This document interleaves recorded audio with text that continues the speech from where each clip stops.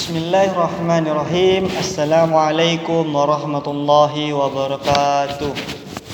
Alhamdulillahirabbil alamin wa bihi nasta'in wa la umri dunya waddin. Wassalatu wassalamu ala asrafil anbiya'i wal mursalin sayyidina Muhammadin wa ala alihi wa sahbihi ajmain, amma ba'du.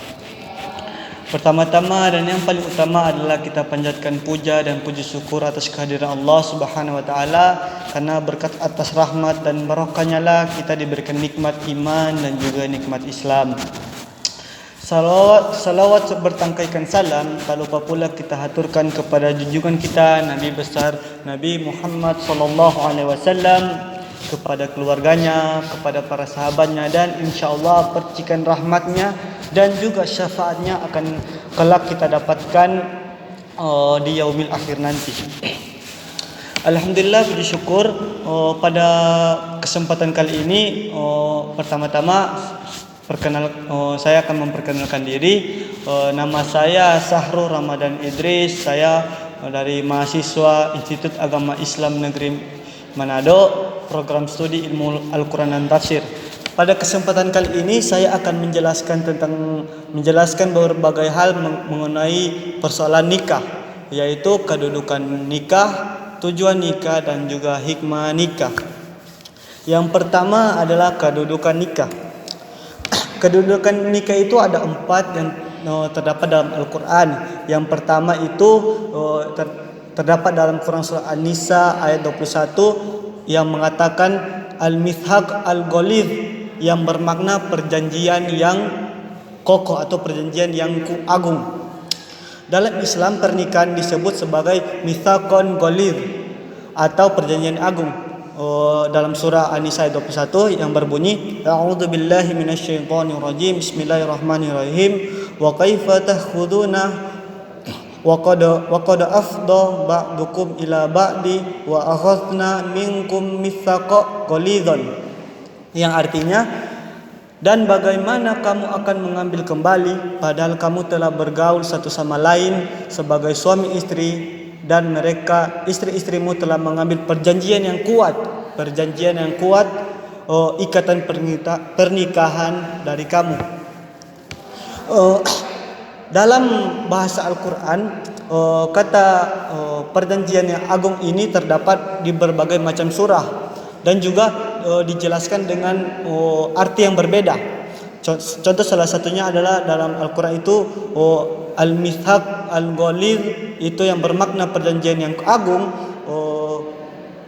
disejajarkan dengan antara Allah dan juga Rasul yang berpredikat ulul azmi, yaitu Nabi Nuh, Nabi Ibrahim, Nabi Musa, dan juga Nabi Isa alaihissalam, yang terdapat dalam Quran surah Al-Ahzab ayat 7. Selain itu, kata kalimat al-mithaq al-ghalidh itu juga terdapat dalam Quran surah Al-Nisa ayat 154 yang menceritakan tentang perjanjian antara Allah dengan Bani Israel, yang melakukan perjanjian sampai Allah mengangkat Bukit Tursina kepada Bani Israel. Jadi kata al-mithaq al-ghalidh ini adalah kalimat yang sangat kuat, yang sangat tidak bisa dimain-mainkan. Makanya dari itu Allah meletakkan arti pernikahan itu dengan pernikahan itu dengan al-mithaq al-ghalidh, karena perjanjian atas akad pernikahan itu adalah perjanjian yang sangat agung atau yang kokoh. Dengan menyebut pernikahan sebagai mithaq al-ghalidh, artinya pernikahan bukanlah perjanjian yang bisa dimain-mainkan. Sampai Rasulullah Shallallahu Alaihi Wasallam bersabda bahwa perbuatan yang dibolehkan dalam Islam tapi paling dibenci oleh Allah Subhanahu Wa Taala adalah perceraian. Maka dalam Islam seorang yang sudah terikat pernikahan tak bisa main cerai begitu saja, main cerai sana cerai sini. Tak semestinya, seenaknya dilempar, dibuang, dipecahkan atau dirusak seperti itu. Karena pernikahan itu adalah sebuah ikatan atau perjanjian yang sangat agung di mata Allah Subhanahu Wa Taala. Kedua adalah kedudukan nikah itu dalam Al-Quran itu adalah sebagai media penghalalan untuk berhubungan suami istri, di mana yang dulunya kita dengan yang bukan mahram kita, bahkan kita memandang saja orang yang bukan mahram kita, memandang saja kita dilarang oleh Allah, yang terdapat dalam Quran surah Nur ayat 30. Allah memerintahkan kita sebagai lelaki untuk menundukkan pandangan kita. Tapi ketika kita menikah, Allah memberikan kenikmatan yang sangat luas, sangat besar, sangat nikmat kepada kita. Kita yang dulunya kita bahkan tidak bisa melihat, tidak bisa menyentuh, sekarang kita sudah bisa melakukan hubungan suami istri, berhubungan seksual yang baik sesuai dengan syariat-syariat Islam. Yang ketiga itu kedudukan nikah itu dalam Islam itu adalah sebagai lembaga perubahan status antara lelaki menjadi suami dan perempuan menjadi istri. Jadi dalam Al-Quran, Quran surah Al-Baqarah ayat 187, Allah berfirman yang artinya dihalalkan bagimu pada malam hari berpuasa bercampur dengan istrimu. Mereka adalah pakaian bagimu dan kamu adalah pakaian bagi mereka. Jadi dalam tafsir Jalalain, dalam Quran surah Al-Baqarah ayat 187 itu dijelaskan di sini, dihalalkan bagi kamu pada malam hari puasa berkencan dengan istri-istrimu. Maksudnya mencampuri mereka adalah yang berlaku di masa permulaan Islam berupa pengharaman mencampuri istri. Begitu pula diharamkannya makan minum setelah waktu imsak. Selain itu, nikah ini seperti yang saya katakan tadi, nikah ini sebagai lembaga perubahan status. Yang dulu kita masih jomblo, masih single, jomblo ngenes. Sekarang kita sudah menjadi mungkin kita akan menjadi seorang ayah. Jadi nikah ini merubah status kita. Status kita yang dimana dulunya sendiri menjadi bersama. Itulah kenikmatannya menikah. Jadi untuk kalian yang sudah siap menikah, menikahlah. Karena enak lama-lama jomblo. Yang keempat ada kedudukan nikah dalam Al-Quran itu adalah pengalihan tanggung jawab yang dijelaskan dalam Al-Quran surah An-Nisa ayat 34, yang artinya laki-laki suami itu pelindung bagi perempuan istri, karena Allah telah melebihkan sebagian mereka laki-laki atas sebagian yang lain perempuan, dan karena mereka laki-laki telah memberi nafkah dari hartanya.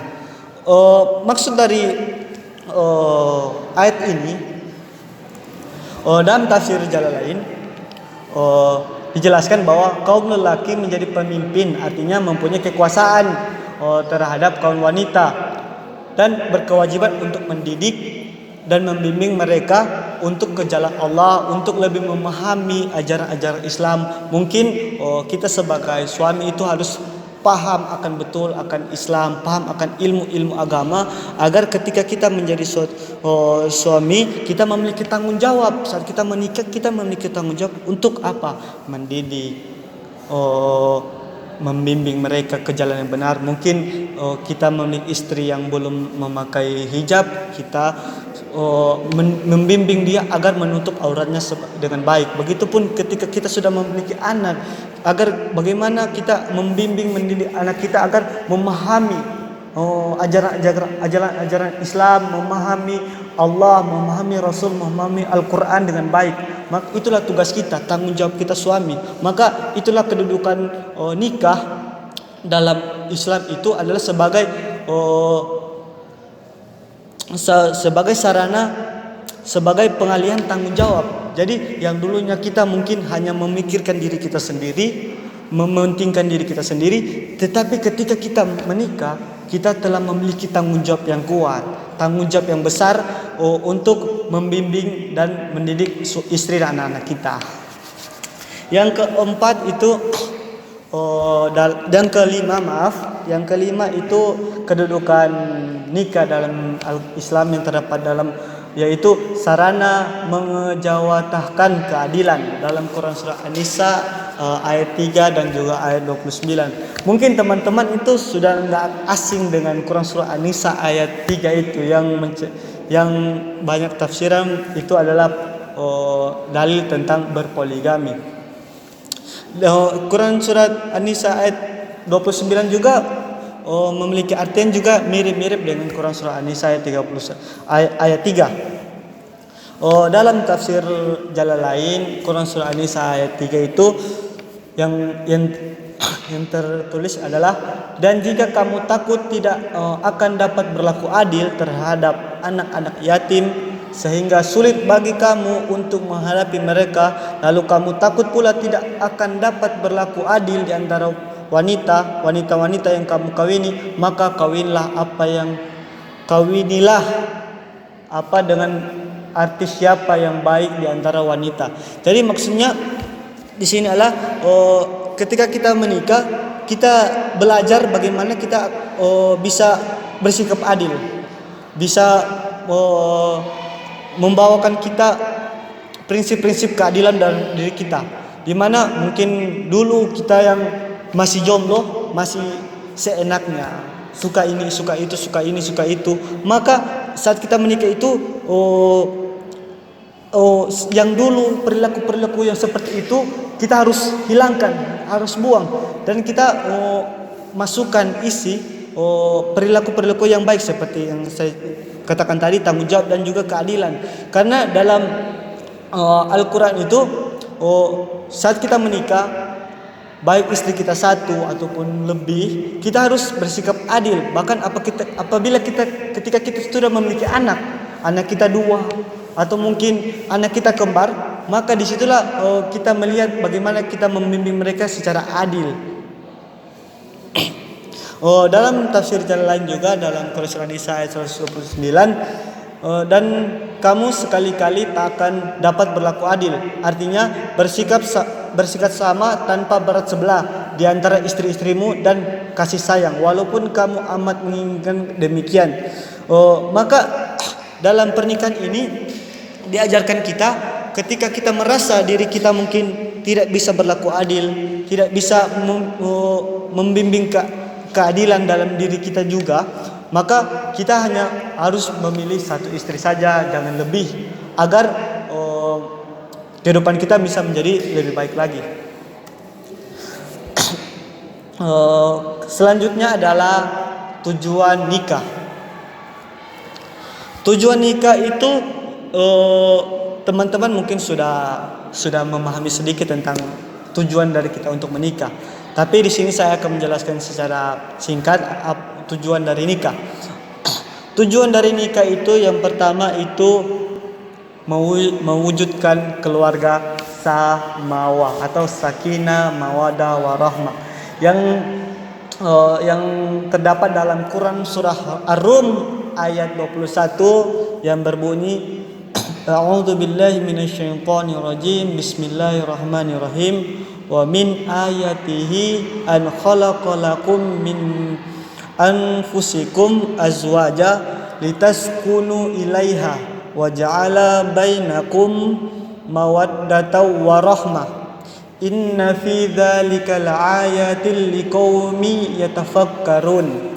Ya, artinya, dan di antara tanda-tanda kebesarannya, tanda-tanda kebesaran Allah Subhanahu wa taala ialah Dia menciptakan pasangan-pasangan untukmu dari jenismu sendiri agar kamu cenderung dan merasa tentram kepadanya, dan Dia menjadikan di antaramu rasa kasih sayang. Sungguh pada yang demikian itu benar-benar terdapat tanda-tanda kebesaran Allah Subhanahu wa taala bagi kaum yang berfikir. Kita tahu tujuan kita menikah adalah agar hidup kita tentram, yang dimana secara bahasa arti dari sakinah artinya tenang atau tentram, mawadah artinya cinta, dan rahmah artinya kasih sayang. Sebab dalam ayat tersebut Allah Subhanahu wa taala menyampaikan bahwa manusia itu diciptakan berpasangan antara istri dan juga suaminya untuk mendapatkan ketenangan, ketenteraman dan kasih sayang.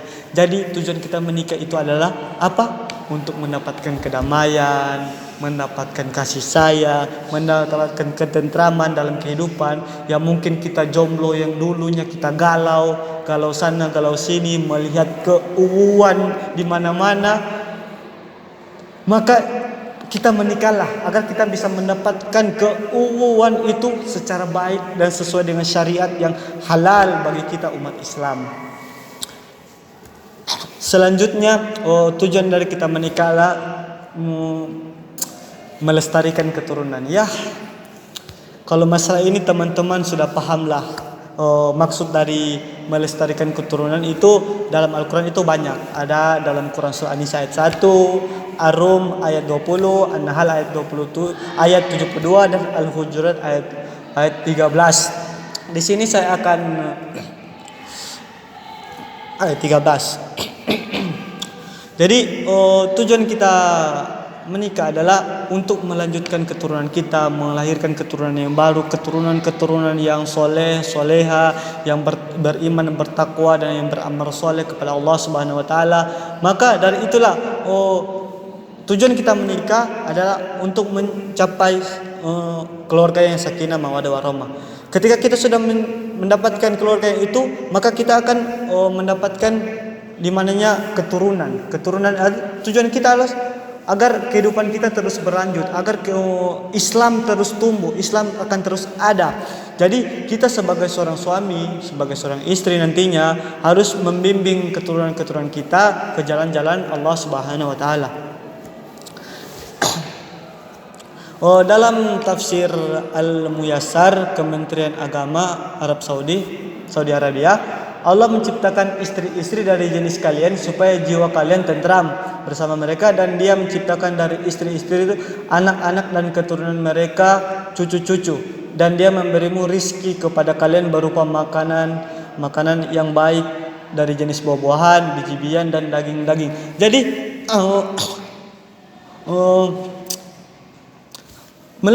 keturunan yang Allah berikan itu adalah nikmat bagi kita. Nikmat yang Allah berikan bagi kita yang telah menikah.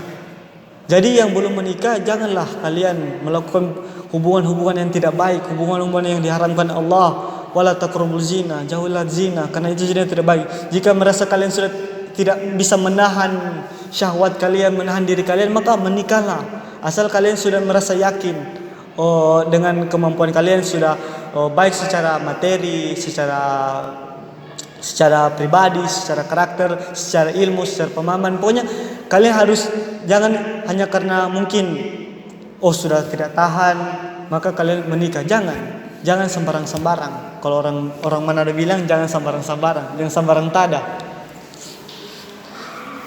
Karena keturunan yang Allah berikan itu adalah nikmat bagi kita untuk mendidik mereka dan membimbing mereka agar bisa menjadi anak-anak yang soleh dan soleha. Amin ya rabbal alamin. Yang ketiga adalah tujuan menikah adalah menjaga kehormatan diri kita.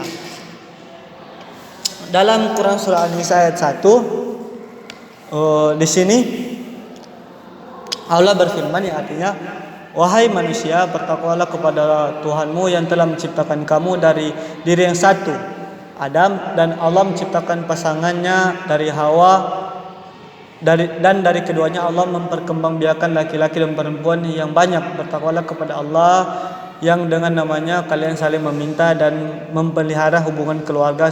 Sesungguhnya Allah selalu menjaga dan mengawasi kamu. Jadi tujuan kita menikah adalah menjaga kehormatan diri kita, menjaga martabat diri kita, agar kita tidak dipandang oleh netizen di luar sana.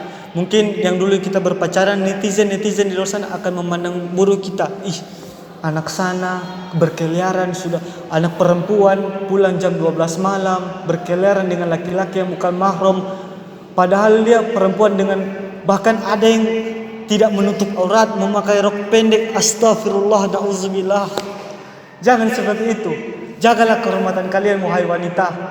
Janganlah terjebak oleh tipu muslihat laki-laki. Laki-laki itu berbahaya. jagalah kehormatan kalian. Dan bagaimana cara menjaga kehormatan kalian? Menikahlah. Jika laki-laki itu tidak datang hanya ingin berpacaran dengan kamu, tinggalkan dia, jauhi dia. Tapi jika ada laki-laki yang datang dengan niat yang baik, niat yang tulus, ingin menikah, ingin mendekatkan diri dengan Allah Subhanahu wa taala, maka terimalah dia agar tidak terjadi fitnah, agar kehormatan kamu bisa terjaga di mata Allah, di mata dan juga di mata netizen.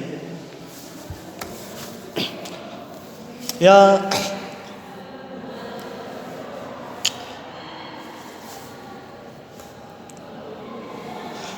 yang ketiga adalah hikmah disyariatkan menikah. Hikmah di mana kenapa kita harus menikah? Hikmah lah ketika kita telah menikah. Yang pertama, tercipta iklim saling mengenal. Di mana dalam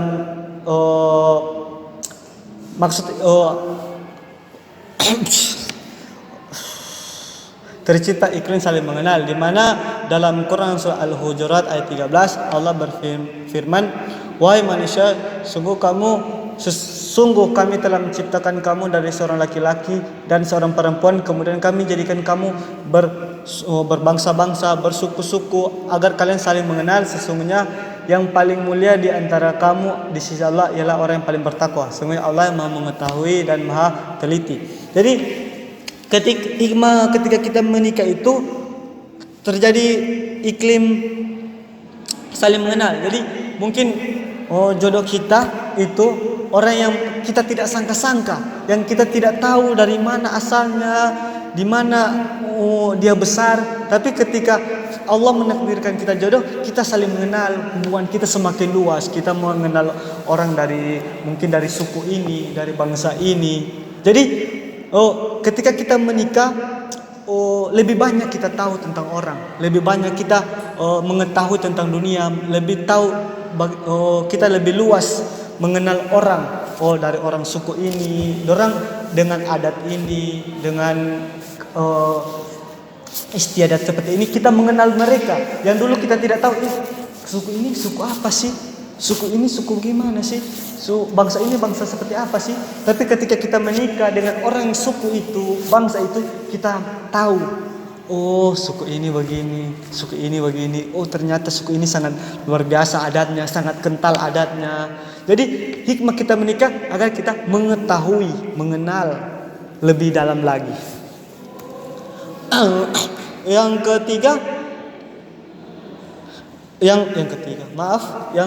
selanjutnya hikmah dari pernikahan adalah terbudidayanya saling membantu. Ya, sebenarnya ketika kita saling tolong menolong, saling membantu, bahu-membahu, gotong royong, itu tidak serta-merta harus ketika kita menikah.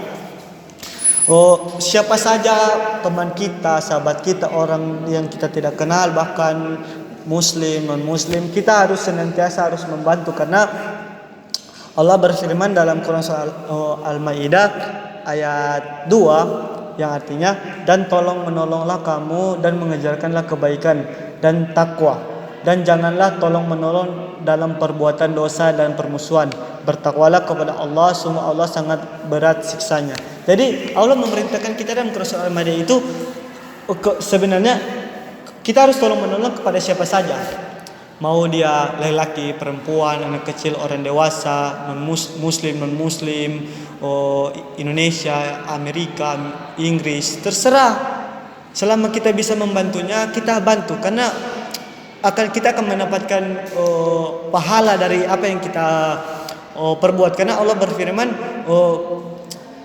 barang siapa membuat satu kebaikan, maka Allah akan membalaskan dia 10 kebaikan. Jadi kenapa di sini hikmah di syariat menikah agar kita saling tolong menolong? Mungkin seperti yang saya jelaskan pertama, yang dulu kita tidak kenal, orang mungkin yang kita tidak kenal, orang ini mungkin karena kita tidak tahu, ini suku apa ini? Jadi rasa takut, ada rasa khawatir, takut kalau tak salah orang Manado bilang tak salah. Jadi ketika kita menikah, kita jadi mengenal mereka. Jadi ketika kita mengenal mereka, maka terjalinlah budidaya saling tolong menolong, saling bantu membantu. Seperti itu.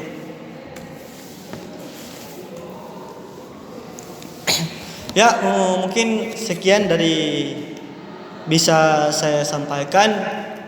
Mohon maaf jika mungkin ada salah-salah kata atau bahasa-bahasa yang tidak enak didengar, mungkin atau sulit memahami, atau apa yang saya sampaikan itu keliru. Saya mohon maaf karena saya juga masih belajar bersama, masih awam akan ilmu ini. Jika mungkin ada teman-teman yang bisa memberikan saran, kritik, alhamdulillah, agar bisa membangun saya bisa memahami lebih baik lagi. Sekian yang bisa dapat saya sampaikan. Wabillahi taufiq wal hidayah. Wassalamualaikum warahmatullahi wabarakatuh.